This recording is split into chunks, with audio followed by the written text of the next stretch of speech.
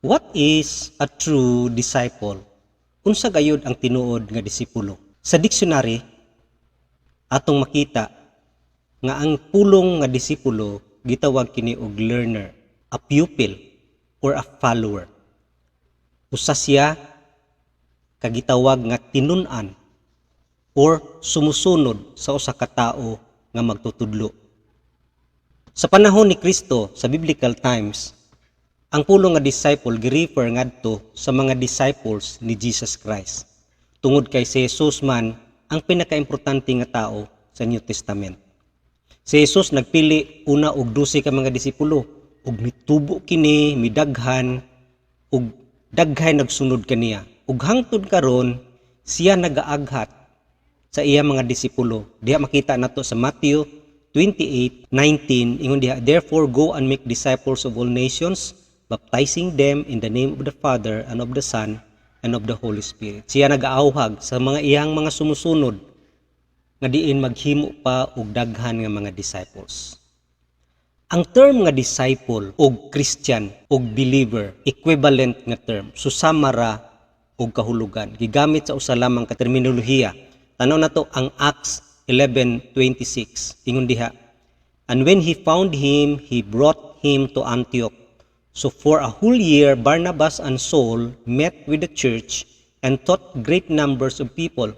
The disciples were called Christians first at Antioch." Sa ito pa, ang mga disciples gitawag pirmero diha gyud sa Antioch nga Christian. So the word Christian o disciple giusa lamang ka terminolohiya. Sa ato pa, matag disipulo is a Christian ug matag Christian is a disciple. Dili kini sila magbulag.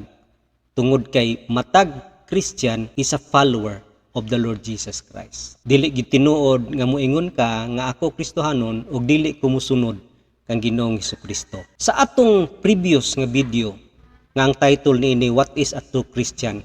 Atong makita dito nga ang pagka-Kristohanon mao ang paghiusa diha kang Ginoong Hesukristo tungod kay si Kristo nisulod man sa iyang kinabuhi. Siya nahiusa og kini gitawag nga close nga relationship. United na isa sila. Mao nang pinaagi sa term nga disciple, atong dali ma-identify kung kinsa gyud ang tinod na Kristohanon.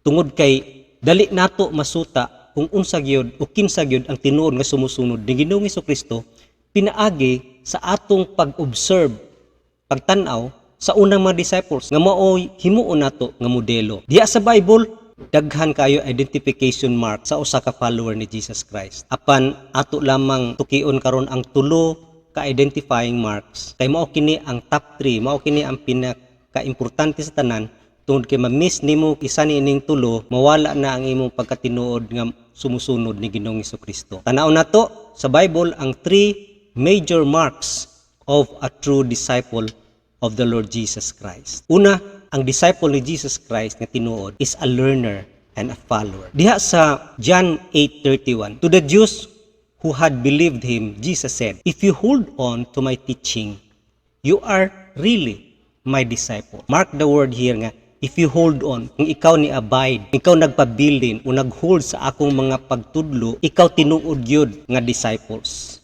Dinhi makita nato nga ang pulong disciple gitawag kini siya og learner, magtutuon. Una ingon diha sa Matthew 11:29, ingon si Jesus, "Take my yoke upon you and learn from me, for I am gentle and humble in heart, and you will find rest for your souls." Learn from me. Ingon siya makahibalo ka kanako. Daghang kag makatunan nga ni kanako. Ug makita nato pud kana diha sa 2 Peter 3:18 nga nag-ingon, "But grow in grace and knowledge of our Lord Jesus Christ.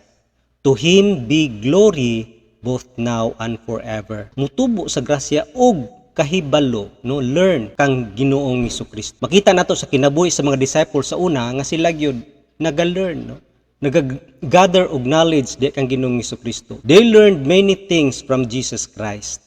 Diha daan sa Sermon on the Mount, daghang kay pagtudlo ni Jesus nga daghan gyud kaayo pagtulunan nga nahibal-an sa mga disciples. Nahibal-an nila unsay tinuod nga righteousness, unsay kamatuoran mahitungod sa prayer sa gitudlo ni Jesus about murder sa pagpatay. Nahibal-an nila. Dili lamang pinaagi usab sa mga words ni Jesus Christ, nakakat-on sila pinaagi pod sa mga buhat ni Jesus, sa mga reaksyon ni Jesus, sa mga aksyon ni Jesus kung siya butang-butangan, makita nimo na obserbahan kinila o naka-learn sila sa kinaiyan ni Jesus. Mao nang learning is a journey.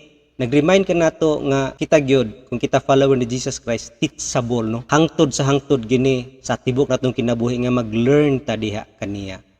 Mao nang ang usa ka disipulo is a learner. Dili lamang mahuman diha sa pag-learn, kundi ang usa ka disciple gitawag pud ni siya ang pasabot nga hold on to my teaching, dili lamang sa pulong or mahibalo kundi usab ikinabuhi gayod.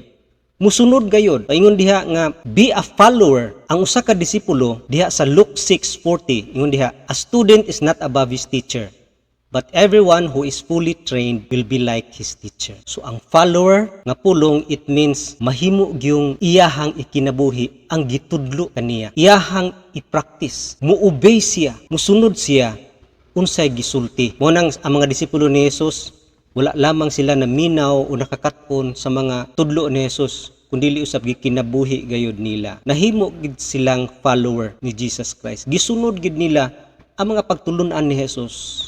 Ilahag yung gi-apply sa ilang matag usa ka kinabuhi. But pasabot niini nga ang usa ka disipulo matawag nga follower kung siya gayud, no, naga-imitate, nagasundog sa iyahang master. Mo na mga disipulo gisundog gid nila ang kinabuhi ni Jesus, ang footsteps ni Jesus. In diha sa 1 Peter 2:21, ingon diha, to this you were called because Christ suffered for you, leaving you an example that you should follow in his steps. Mo na yung mga disipulo nga tinud-anay, follow in his steps. Nagkinabuhi sa kinabuhi ni Kristo nga unsa man ang kinaiya o ginabuhat ni Jesus. Kung siya asa man moadto, maupod na ilang adtuon. Kung sa pamaagi si Jesus nga nag-obey sa Father, sila pod nag-obey kang Jesus. Sa pamaagi pod nga si Jesus nga nakig-fellowship sa Father, sila pod dinghan apod ang ilang kinabuhi. Ug ilaha pong gi-practice kinabuhi gayod ang pamaagi nga si Jesus nagserbisyo nga walay kaugalingon, unselfish service. Bisan pa ang pamaagi ni Jesus sa pagpaubos, ilag yung gikopya, ug ang pagkamadasigo ni Jesus ug ang pagkabalaan ni Jesus ilag yung gikopya sa ilang kinabuhi. Ug mao kining grabe gid lang gikopya kining Luke 9:23. Ingon diha, he said to them, if anyone would come after me, he must deny himself and take up his cross daily and follow me.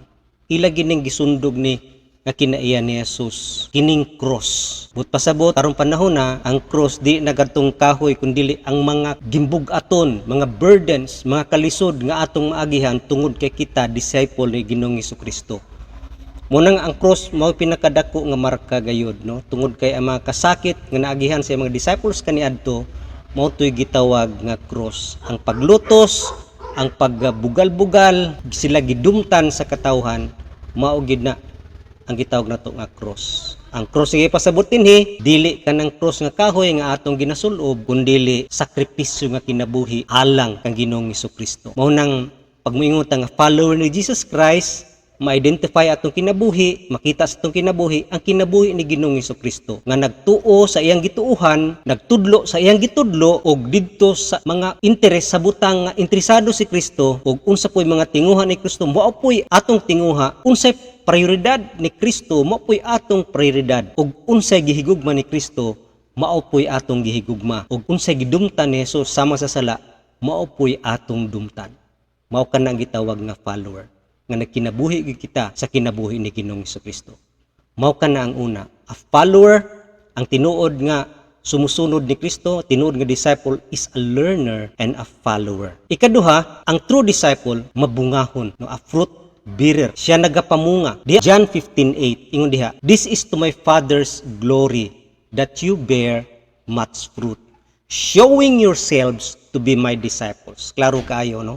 Yung siya din this is to my Father's glory that you bear much fruit, showing yourselves to be my disciples. Kana nagpamatuod gayud nga kamo pinagi sa inyong pagpamunga, kamo gyud ako mga disipulo. Sa Matthew 7:16 ingon diha, by their fruit you will recognize them. Do people pick grapes from thorn bushes or figs from thistles? Mo nang mailhan gyud sa tao unsay bunga no sa iyang kinabuhi. Ang usa ka kahoy mailhan kung unsa ang iyang bunga. Di ka makaingon nga ang apple mubunga og mangga kay apple siya. Mao nang dinhi po nato makita nga kung kita naa kang Kristo, kung kita follower ni Jesus Christ, mubunga gyud sa atong kinabuhi ang mga butang nga naa kang Ginoong Hesukristo. Unsa kini mga bunga nga molabas sa atong kinabuhi kung kita sumusunod ni Ginoong Hesukristo? Una, Christ-like character. Mubunga og kinaiya. Kay unsay kinaiya ni Kristo, maupoy kinaiya sa iyang mga sumusunod. Mukupya gyud kana ganing mga mag-uyab, makita nimo nga madugay sige sila uban, mapari-parihan na gyud sila kinaiya. Diha pod kung kita sumusunod ni Kristo, mupariha gyud ang atong kinaiya kaniya. Mugawas gini nga mga prutas sa atong kinabuhi. Diha sa Galatians 5:22-23 ingon diha, "But the fruit of the Spirit is love, joy, peace, patience, kindness, goodness, faithfulness, gentleness, and self-control. Against such things there is no law." So mao gid mo bunga nga kinaiya sa atong kinabuhi. Love, joy, peace, patience, kindness, goodness, faithfulness, gentleness, and self-control. Mao kini ang kinaiya ni Kristo. Kung si Kristo Espiritu nga nasa tong sulod, mubunga gini, the fruit of the Spirit, mao kining mga kinaiya, mulabas ka nato. Makita nimo sa mga disciples nga nangausab gyud sila. Kaniadto makita nimo si Peter talawan, si James ug si John putong nga tao diri ra masuko. Ug sila mga fishermen, dakong kausaban silang kinabuhi. Ang kinaiya ni Kristo nakita kanila. Nga diin si Pedro nahimo ng isog, si John ug si James, gani si John, siya ang nagsuwatan ng John sa Bible, ug puno sa gugma ang iyang mga sulat. Nangausab sila, nasusama ang ilang kinaiya kang Ginoong Hesukristo. Ug makita kini nimo sa kinabuhi ni Stephen, nga diin si Stephen sa dihang siya gibato, ningon siya, "Forgive them." Kinaiya ni Kristo na abisag labay, gipatay, nagkapasaylo sa iyahang nagabato sa kaniya. Mo nang diha sa Romans 8:29, ingon diha, "For those God foreknew, He also predestined to be conformed to the likeness of His Son, that He might be the firstborn among many brothers." Mapariha gyud ta kang Ginoong Hesukristo. Likeness of His Son, pariha kang Ginoong Hesukristo nga anak sa Ginoo. Mao nang primerong bunga nga mubunga sa atong kinabuhi kung kita tinuod gyud nga sumusunod. Ikaduha nga bunga, another disciple. Diha makita nato nga ang mga disciples ni Jesus Christ, balik ko nato ang Matthew 28:19 nga, "Therefore go and make disciples of all nations, baptizing them in the name of the Father and of the Son and of the Holy Spirit." Nag-reproduce sila. Mao nang ang usa ka tinuod nga disciples maghimo gyud og laing nga disipulo. Mag-influensya ang iyang kinabuhi. Pinaagi sa iyahang pagtanom sa liso sa ebanghelyo sa usa ka tawo katupod mahimo na usab nga disciple nga sumusunod ni Ginoong Hesukristo. Mao nang kung kita nagasangyaw sa ebanghelyo, kamatayon ni Kristo sa krus, sa kaluwasan sa atong mga sala, daghay mga dala, daghay mahimong disipulo na usab ni Ginoong Hesukristo. Mao nang ikaduha, ang tinuod nga disciple is a fruit bearer. Ikatulo, last, ang disciple, tinuod nga disciple is a lover. Usa siya ka mahigugmaon. Diha sa John 13:35, ingon diha, "By this all men will know that you are my disciples if you love one another." No? Makaila ang katawhan na kamo ako gyud mga disipulo kung kamo maghigugmaay sa usag-usa. Ingon nato ganiha ang cross dako nga marka, ang gugma usab usa sa pinakadako nga marka nga ikaw gyud sumusunod ni Ginoong Hesukristo. Tungod kay ang gugma mao man gyud ang tinuod nga gitawag nato motivator sa atong kinabuhi. Ang mga disciples makita nimo nga nahigugma gid sila sa ilang master. Nahigugma sila sa ilang master ng si Ginoong Hesukristo. Makita nimo sa Matthew 10:13 unya, "Anyone who loves his father or mother than me is not worthy of me. Anyone who loves his son or daughter more than me is not worthy of me." Makita nimo sa kinabuhi sa mga disciples ni Ginoong Hesukristo nga sila nahigugma gid ni Jesus more than sa ilang pamilya, sa ilang mga anak. Nahigugma gid sila kang Ginoong Hesukristo supremely. Mo nang ang ilang pahigugma sobra gayud kaysa mga butang ning kalibutana ngadto kang Ginoong Hesukristo. Ang gugma gyud mao'y nagtulak kanila. Makita nato kana sa John 14:15, ingon diha, "If you love me, you will obey my teaching."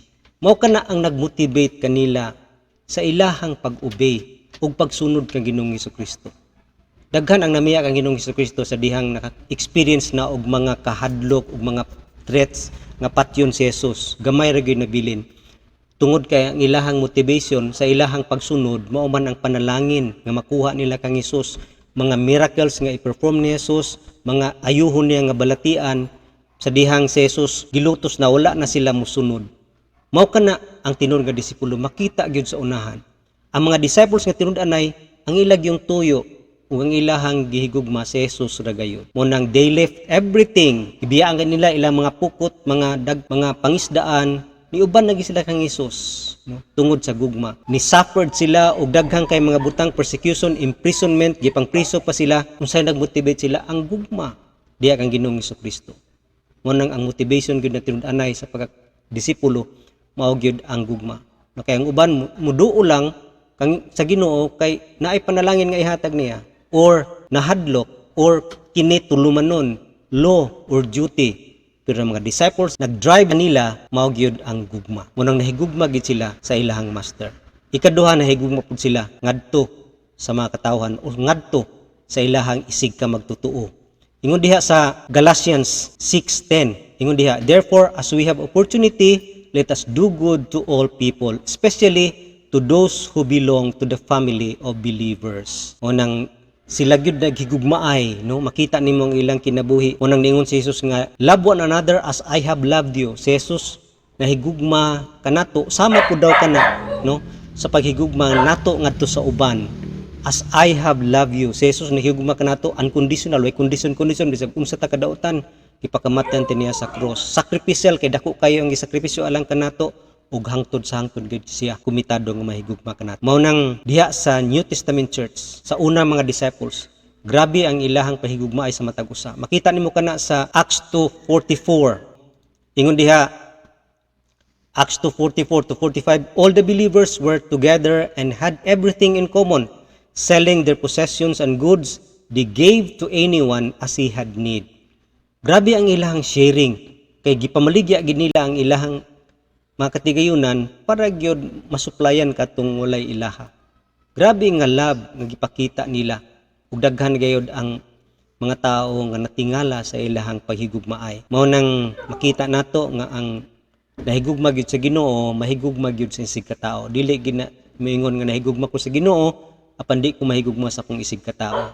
Mao nang sila gitawag gyud nga people of love, no, dili lamang people of the book sa Bible kundi also people of love. Mao nang a true disciple is a lover. Ang tinuod nga disipulo wa nagpasabot nga ikaw perfect, nga ikaw dili masayop kundi makita nimo sa kinabuhi sa mga disciples sa una.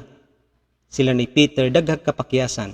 Si Peter gidinay niya si Jesus, daghay namiya kaniya sa panahon nga siya gilansang sa cross. Si Paul naapoy mga failure diha kang Jesus Christ.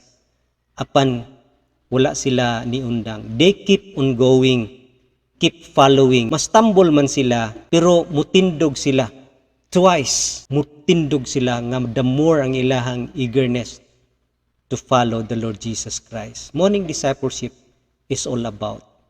Monang sa atong pagkinabuhi o pagsunod kay Ginoong Hesukristo, pinaagi lang gid kana sa grasya. Ingon diha sa Philippians 4:13, I can do everything through Him who gives me strength.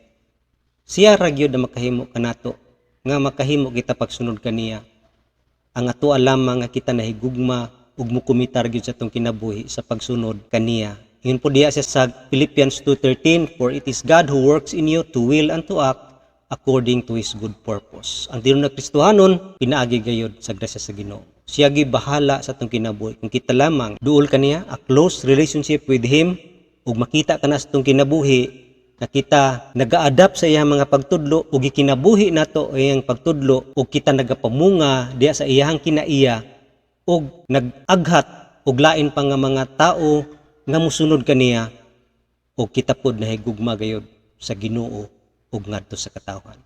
This is a true disciple. Talay ko ng Ginoo.